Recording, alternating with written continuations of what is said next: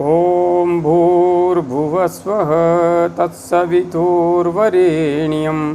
भर्गो देवस्य धीमहि धियो यो नः प्रचोदयात्। उस प्राण स्वरूप दुखनाशक सुख स्वरूप श्रेष्ठ तेजस्वी पापनाशक देव स्वरूप परमात्मा को हम अपनी अंतरात्मा में धारण करें। वह परमात्मा हमारी बुद्धि को सतमार्ग की ओर प्रेरित करे। भाइयों बहनों, जय श्री राम, जय गुरुदेव, जय माँ आदिशक्ति। आप सभी भाइयों बहनों की साधना से संबंधित जिज्ञासाओं का समाधान करते हुए मैं आज प्रथम जिज्ञासा सम्मिलित करूं, उससे पूर्व आप सबसे एक निवेदन कर देना चाहता हूं।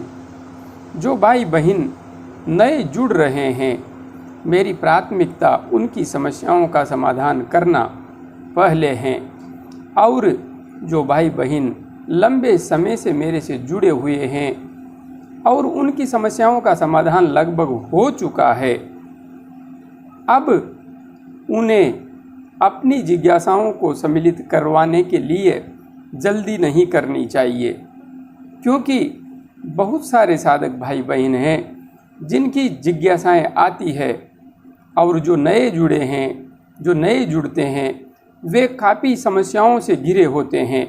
इसलिए उन्हें प्राथमिकता देना नितांत आवश्यक होता है। आप सबको तो जो नया वीडियो डलता है उसी पर जिज्ञासाएं दिखाई देती है, किंतु मेरे पास जितने भी अब तक के वीडियो है वहाँ पर उनको कोई भी देखता है तो कोई भी जो कमेंट करता है वह सीधा क्रम वाइज मेरे पास शो होता है। इसलिए जो नए साधक होते हैं उनकी जिज्ञासाओं को सम्मिलित करना पहली प्राथमिकता होती है। और हाँ, आप जो अनुभवी हो चुके हैं, आप अपनी उपस्थिति नियमित रूप से दर्ज करवा सकते हैं, किंतु एक बात का विशेष ध्यान रखिए, आपकी ही जिज्ञासाओं को मैं बार बार सम्मिलित करता रहूँगा, ऐसा संभव नहीं है। आप साधना के मार्ग पर आगे बढ़िए और छोटी छोटी बातों को लेकर के बार बार जिज्ञासा प्रकट मत कीजिए, क्योंकि अगर मैं भी ऐसा ही करता तो कैसे आगे बढ़ता, किसके सामने रखता। साहस रखिए, हौसला रखिए। और हाँ, कभी कभी तो मुझे ऐसा लगता है कि ज़रूरत ही नहीं थी यह पूछने की, किंतु फिर भी पूछा जाता है। इसलिए उचित होने पर पूछिए, मैं जवाब दूंगा। और हाँ, एक बार यदि जिज्ञासा प्रकट कर दें तो संभवतः 8 दिन तक आप ऐसा कोई प्रश्न नहीं रखें जो मुझे वापस उसका जवाब देना पड़े, क्योंकि अधिकांशतया भाई बहनों को सम्मिलित करने के लिए मुझे आपको छोड़ना पड़ता है। इसलिए मेरी स्थिति को समझने का प्रयास कीजिए। बहन रूबी गुप्ता जी ने अपनी जिज्ञासा प्रकट करते हुए लिखा है, कुंडलिनी की ऊर्जा इतनी तेज हो गई है कि माथे की स्किन जल गई है और अग्नि तेज हो गई है। गुरुजी, जब हेयर वॉश करती हूँ तो हेयर वॉश के बाद हेड में से गरम गरम एयर पास होती है। अपना एड्रेस दे दीजिए गुरुजी। बहन रूबी जी, आपने यहाँ पर जो अपनी स्थिति प्रकट की है, मेरे जीवन में तो ऐसी स्थिति कभी घटित हुई नहीं। अब जब आप ऐसा कह रही हैं तो मैं आपसे इतना कहूँगा कि जहाँ से आपकी चमड़ी जल गई है उसका आपको एक तो मेरे को जो वीडियो के पीछे व्हाट्सएप नंबर है उसमें फ़ोटो खींच करके भेज दीजिए, ताकि मैं भी देख सकूं कि वास्तव में कुंडलिनी जागरण से इस प्रकार भी कोई घटना घटित हो सकती है। और हाँ, आप कह रही हैं जब आप सिर धोती हैं तो उस समय वाष्प निकलती है सिर में से, गरम गरम एयर पास होती है, तो आप उसका भी वीडियो बना लीजिए और वह भी मेरे को उस नंबर पर डाल दीजिए, ताकि मैं भी समझ सकूं कि वास्तव में ही कितनी भयानक ऊर्जा आपके अंदर प्रज्वलित होने लगी है। वास्तव में यह अनुभव तो मेरे लिए भी आश्चर्यकारक है। इसलिए आप इसको वीडियो बना करके डालिए ताकि मैं आपकी वास्तविक स्थिति को समझ सकूं। आगे आपने एड्रेस के लिए पूछा है। बहन, मैं बार बार कहता हूं कि अभी मैं अपने पास आने की किसी को इजाज़त नहीं देता हूं। आपको कोई समस्या है तो मैं सुलझा सकता हूं यहाँ से ही, जितना मुझे ज्ञान है, किंतु अभी किसी को भी मैं अपने पास आने की इजाज़त नहीं देता। और उसके पीछे कारण यह है कि मैं अभी जहाँ पर बैठकर ये वीडियो बना रहा हूँ, आप जिस कमरे को देख रहे हैं, यह किराए का कमरा है। मेरे पास न तो कोई आश्रम है, न मैं व्यक्तिगत स्वयं के घर में अभी रह रहा हूँ। मैं जहाँ पर नौकरी करता हूँ वहाँ पर किराए के कमरे में रह रहा हूँ। और वास्तविकता यह है, यह कमरा 8 वर्ष से मेरी तपस्थली है। इसलिए निश्चित रूप से यह तो कह सकता हूँ कि किसी भी तीर्थ स्थान से कम यह कमरा वर्तमान स्थिति में नहीं है। किंतु सबसे बड़ी समस्या मेरे लिए यह है, आप सबको मैं आने की इजाज़त देता हूँ तो आप सब कहाँ रहेंगे? आप कहेंगे हम होटल में रुक जाएंगे। ठीक है, होटलें तो हैं, रुक सकते हैं, किंतु फिर भी जिस तरीके से मैं आप सबको समय देना चाहता हूँ उस तरीके से समय तो नहीं दे पाऊँगा, क्योंकि अभी तो कोरोना चल रहा है। अभी तो वैसे भी आप मेरे पास नहीं आ सकती। और जब कोरोना नहीं चलता उस समय मैं विद्यालय में जाता हूँ, तो स्थिति क्या रहेगी? दिन को मेरे पास समय नहीं है, शाम को मैं समय दे सकता हूँ आने वाले साधकों को, किंतु क्या ज़रूरत है जब समस्याओं का समाधान मैं आपके घर बैठे बैठे कर ही रहा हूँ, तो इतना दूर मेरे पास आने की कहाँ आवश्यकता है। और हाँ, जहाँ तक बात है मेरे रहने की, तो मैं कोटा से 150 किलोमीटर दूर अकलेरा कस्बा है, वहाँ पर रहता हूँ। अब आप इतनी दूर न जाने कहाँ से परेशान होती होती यहाँ पर आएंगी तो सार्थकता नहीं है। जब आश्रम का निर्माण हो जाएगा तब आप सब आ सकते हैं, मैं सहर्ष आप सबको आने की इजाज़त दूंगा। किंतु अभी परिस्थिति वैसी नहीं है जैसी आप समझ रही हैं। इसलिए अभी तो आप वहीं से बैठ करके जो भी समस्या है उसे रखिए, मैं समाधान करूंगा। आगे भाई प्रणय शुक्ला जी ने अपनी जिज्ञासा प्रकट करते हुए लिखा है, स्वामी जी नमस्कार। नमस्कार प्रणय जी, नमस्कार। आज्ञा चक्र पर ग्रीन लाइट और बैंगनी कलर दिखता है।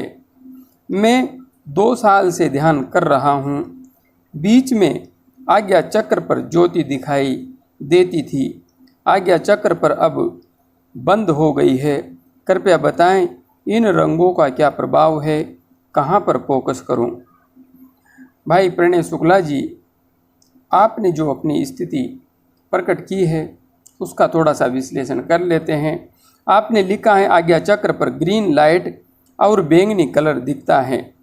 ग्रीन लाइट दिखती है और बैंगनी कलर दिखता है।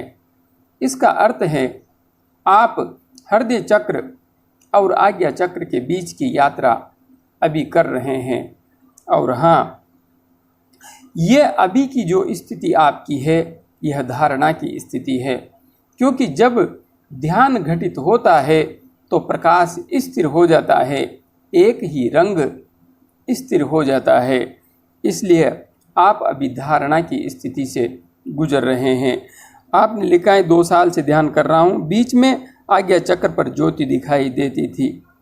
जब आपको प्रकाश दिखाई दे रहा है बैंगनी और ग्रीन, तो यह भी तो ज्योति ही है, अभी भी दिखाई दे रहा है, तो ज्योति के रूप में या प्रकाश पुंज के रूप में ही तो आपको दिखाई दे रहा होगा। आज्ञा चक्र पर अब बंद हो गई है, तो आज्ञा चक्र पर अभी आप ध्यान कहाँ पर कर रहे हैं? जो रंग आपको दिखाई दे रहे हैं आज्ञा चक्र पर ही तो ध्यान करते हुए दिखाई देते होंगे। कृपया बताएं इन रंगों का क्या प्रभाव है? प्रभाव कुछ नहीं है, जैसे जैसे आपकी मानसिक स्थिति ध्यान के स्तर पर दृढ़ होती जाएगी ये रंग बदलते जाते हैं। आप हरे रंग से भावनाओं का प्रतिनिधित्व करते हैं और नीले रंग से आप आज्ञा चक्र की वास्तविक शक्ति अर्थात भगवान शिव से जुड़ते हैं। इसलिए आप साधना करते रहिए, आगे बढ़ते रहिए। आगे बहन जयश्री पटेल जी ने अपने भावों को अभिव्यक्ति देते हुए कहा है, प्रणाम गुरुजी, प्रणाम बहन, प्रणाम। मैं बहुत ही उलझन में थी, मुझे मेरे सवालों का जवाब नहीं मिल रहा था। जब परमात्मा से मेरे सवालों के जवाब के लिए प्रार्थना की तब अचानक से मुझे आपके वीडियोस दिखाई दिए। मैं इसको ईश्वर का ही जवाब मानकर आपको आत्मा से गुरु मानती हूँ। कोटि कोटि प्रणाम गुरुदेव, मुझे मेरे हर सवाल का जवाब मिल गया और गुरु भी मिल गए। बहन, आपको अपने सवालों के जवाब मिल गए, यह मेरे लिए बहुत खुशी की बात है। मैं यही सोच करके इन वीडियोज़ को बना रहा हूँ कि मैं भी यदि इस धरती से चला गया तो कम से कम इतने वीडियो अवश्य छोड़ जाऊं कि जो साधक साधना मार्ग पर फंस जाए वह क्रमबद्ध तरीके से इन वीडियोस को देखे तो निश्चित रूप से उसका प्रश्न कहीं न कहीं निकल ही आएगा। उसे अपनी जिज्ञासा का, अपनी समस्या का समाधान मिल ही जाएगा। क्योंकि सनातन धर्म के साथ आज सबसे बड़ी विडंबना यही हो रही है, यहाँ पर अच्छे और सच्चे मार्गदर्शकों का अकाल है और साधक जब साधना मार्ग पर आगे बढ़ते हैं, समस्याएं आती हैं तो वे भटकते हैं, किंतु उन्हें समाधान देने वाला कोई मिलता नहीं है। अधिकतर लुटेरे बैठे हुए हैं, उनके पास जाओ तो हजारों रुपए मांगते हैं। इसलिए इस उलझन से साधक बच जाएं, यही मेरा उद्देश्य है। आपको समाधान मिल गया, बहुत अच्छी बात है। आगे बढ़िए, मेरी शुभकामनाएं आपके साथ हैं। आगे भाई दीपक बाथीजा जी ने अपनी जिज्ञासा प्रकट करते हुए लिखा है, कुंडलिनी मार्ग पर चलने पर ब्रह्मचर्य खंडित हो जाए तो शक्तियों के बिखराव के बारे में आप क्या कहेंगे? दीपक बाथीजा जी, आप सबसे पहले मेरा वीडियो ब्रह्मचर्य क्यों कैसे इसे देख लीजिए, आपको सब कुछ समझ में आ जाएगा। किंतु हाँ, संक्षिप्त में यहाँ पर भी बता रहा हूँ, यदि आप संभोग करने को ही ब्रह्मचर्य समझ रहे हैं तो आप बहुत गलत समझ रहे हैं। आप अपनी पत्नी के साथ संभोग कर रहे हैं, उससे आपका कोई ब्रह्मचर्य खंडित नहीं हो रहा है। वीर्य स्खलित हो जाने से ऊर्जा के प्रवाह में कोई भी विशेष अंतर नहीं पड़ता है, क्योंकि कुंडलिनी शक्ति काम ऊर्जा नहीं है, यह प्राण ऊर्जा है। हाँ, जब प्राण ऊर्जा पूर्ण रूपेण जागृत हो करके सहस्रार चक्र तक प्रवाहित होने लगती है, उसके बाद में विशेष विधि का प्रयोग करके काम ऊर्जा को भी ऊर्ध्वगामी बनाया जा सकता है। किंतु प्रारंभिक स्तर पर ही साधक यह समझता है कि मूलाधार जागृत हो गया तो काम ऊर्जा नियंत्रित हो जाएगी। ऐसा समझने वाले सिर्फ अज्ञान के अंधकार में जीते हैं। हाँ, इसलिए आप इससे डरिए मत, घबराइए मत। आप साधना मार्ग पर आगे बढ़ते रहिए, इससे कोई भी फर्क पड़ने वाला नहीं है। आगे भाई कुलदीप रघुवंशी जी ने अपनी जिज्ञासा प्रकट करते हुए लिखा है, गुरुजी, नींद में जाग जाता हूँ। नींद में मुझे पता होता है कि मैं सोया हूँ, सोते हुए भी जगा हूँ। शरीर सोया है, मैं जगा हुआ हूँ। नींद से उठने की कोशिश करता हूँ पर उठ नहीं पाता। सर में भयंकर दर्द रहता है। मैं जप, ध्यान, प्राणायाम सब कर रहा हूँ। भाई कुलदीप रघुवंशी जी, आपके साथ जो स्थिति गुजर रही है उसके लिए मैं सबसे पहले एक बात कहूँगा आपसे। हमारे इसी चैनल पर उपलब्ध सुषुम्ना नाड़ी में प्राण का प्रवाह कैसे करें और आज्ञा चक्र का जागरण कैसे करें, दोनों वीडियोज़ को अवश्य देख लीजिए। ये दोनों वीडियो आपके लिए रामबाण औषधि हैं। और हाँ, दूसरी बात, जब आप आज्ञा चक्र पर ध्यान करते हैं उस समय ध्यान करते हुए आप किसी आकार का भी ध्यान नहीं करें, और जब प्रकाश का ध्यान करें, प्रकाश पुंज का, तो उस प्रकाश का रंग बिल्कुल श्वेत शीतल चंद्रमा की चांदनी के समान ठंडा होना चाहिए। और हाँ, आप गायत्री मंत्र का यदि जप नहीं करते हैं तो मेरे सुझाव से आप किसी भी मंत्र का चाहे जप करते हों और आपने दीक्षा भी ले रखी है तो पहले गायत्री मंत्र का जप कीजिए, बाद में अन्य मंत्र का जप कीजिए। शीघ्र ही आपकी यह समस्या ठीक हो जाएगी, निश्चित रूप से ठीक हो जाएगी। अभी के लिए इतना ही। जय गुरुदेव, जय माँ आदिशक्ति।